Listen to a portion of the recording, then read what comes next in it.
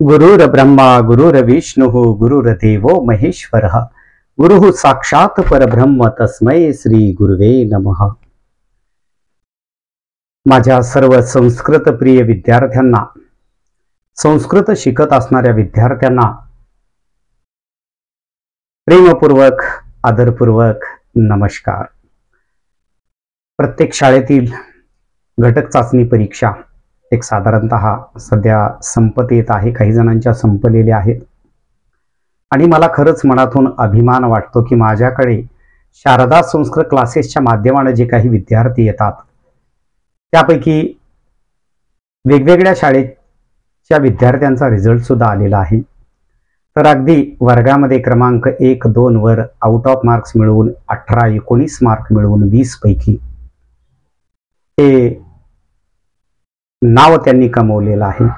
खरंच त्या आदर्श अशा पालकांचे आणि त्या विद्यार्थ्यांचे मी मनपूर्वक अभिनंदन करू इच्छितो।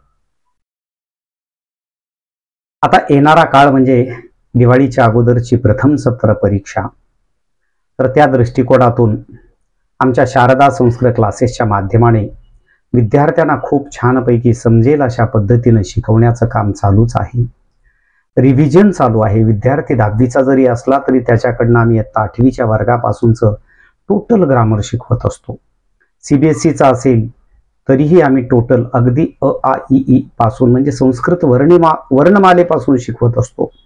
अद्यापर्यंत झालेल्या अनेक प्रश्नपत्रिका त्यांच्याकडनं मौखिक स्वरूपामध्ये सोडून पुन्हा लेखी स्वरूपामध्ये सोडून अगदी पाठांतराचा भाग सुद्धा आम्ही अगदी व्यवस्थितरित्या घेण्याचा प्रामाणिक प्रयत्न करत असतो। तर त्या दृष्टिकोनातून बाकी इतर जे कोणी विद्यार्थी आहेत त्यांना जर 20 पैकी एक साधारणतः 14 गुणांपेक्षा कमी जर मार्क्स असतील तर त्या विद्यार्थ्यांनी खरंच विचार करावा। कारण विद्यार्थी म्हणजे फक्त त्याचं एकच ध्येय विद्या प्राप्त करणे, ज्ञानवंत बनणे, गुणवंत बनणे आणि संस्कारक्षम सुद्धा बनणे। विद्यार्थी हा आपल्या शाळेच्या माध्यमानं, ट्युशनच्या माध्यमानं आणि घरी स्वतःच्या अभ्यासाच्या माध्यमानं आउट ऑफ पर्यंत गुण मिळवू शकतो।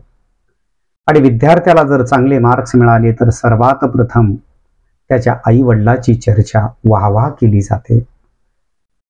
खरंच भाग्यवान आहे ते माता पिता असं म्हटलं जातं।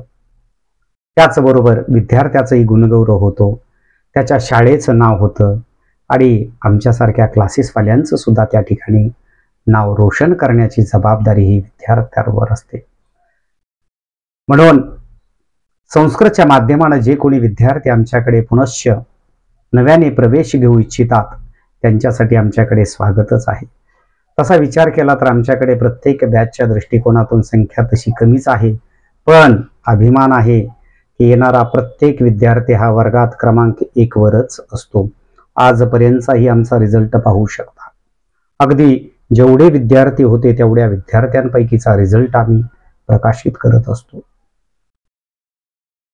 आणि संस्कृत भाषा ही सर्व भाषांची जननी म्हणून ओळखली जाते। तर त्या दृष्टिकोनातून अगदी आउट ऑफ मार्क्स मिळविण्याचा विषय आहे। म्हणून विद्यार्थ्यांनी आणि पालकांनी खरंच चिंतन करावं। आमच्याकडे सकाळी 6 ते 9 पर्यंत आणि दुपारी 1 वाजल्यापासून रात्री 7 वाजेपर्यंत ऑफलाईन बॅचेस चालतात।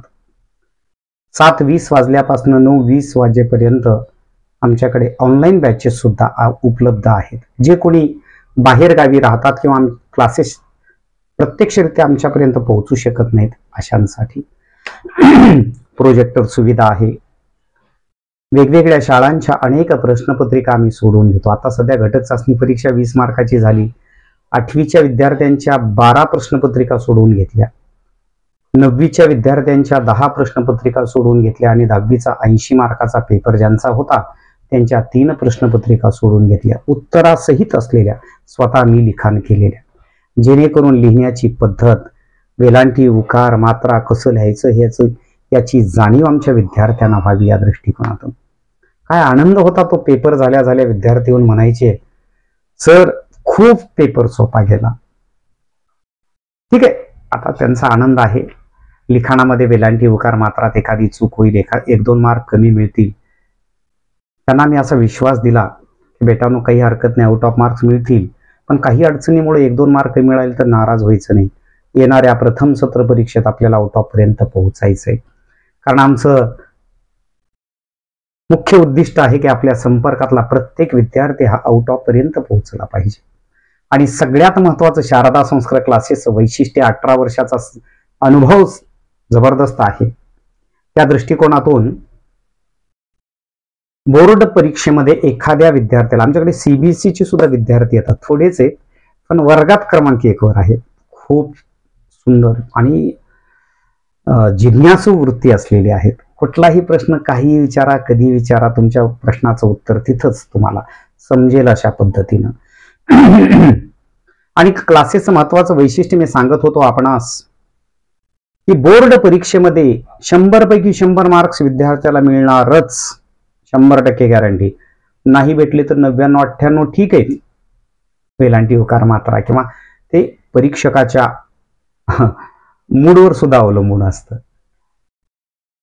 आणि जर 97 भेटले तर चालणार नाहीत, 1000 रुपये रिटर्न. 96 भेटले तर 2000 रिटर्न आणि 95 भेटले तर 3000. असं एकंदरीत 10वीची फीस आम्ही 10,000 घेतो. 10 गुण कमी होईपर्यंत, जर कमी मिळवले तर तोपर्यंत त्यांना 1000 या प्रमाणाने देणार. तसं आतापर्यंत एक 4-5 वर्षापासून चालू केली ही नियोजन, पण आतापर्यंत गरज पडली नाही. आणि अभिमानानं सांगतो की आतापर्यंतचे 2000 साधारणतः 8-9 पासूनचे, 7-8 पासूनचे अनेक विद्यार्थी आज डॉक्टर आहेत, इंजिनियर आहेत. आणि स्वतःला खूप सौभाग्यवान समजतो की माझ्याकडे येणारा जवळपास प्रत्येक विद्यार्थी हा सुसंस्कारिक असतो. कारण आमच्या इकडं अभ्यासाच्या बाबतीतली तयारी करून घेतली जाते, पण आगाऊकुटाने भांडण तंटा हे आम्हाला चालत नाही. आणि तशा पद्धतीचे विद्यार्थी आमच्याकडे येत नाहीत.